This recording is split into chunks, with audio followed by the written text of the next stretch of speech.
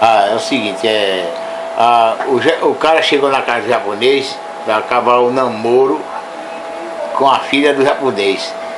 Aí, mas por que acabar namoro com filha de japonês? O que tem de mais? Aí, não, porque disseram o seguinte, que a brasileira, o negócio é assim, e da japonesa é atravessado que nem cu de calango.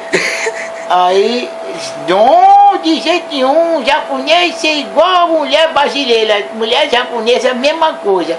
Aí, mas eu não sei, por via das dúvidas é melhor não casar. Não, vou provar agora, eu vou chamar assim, veja só, viu, vou demonstrar. Que suco? Aí, que é, pai? Aí, tira a casquinha e deixa pelo corrimão. Sim, pai. Aí desceu pelo corrimão. Chegou lá embaixo e disse, tá vendo que não é como você pensava, assim, não provar nada, isso aí não provou coisa nenhuma, isso é muito simples, japonês de explicar. Como é igual a mulher brasileira, não fez barulho nenhum, mas se fosse assim, quando descesse, fazia assim no corrimão.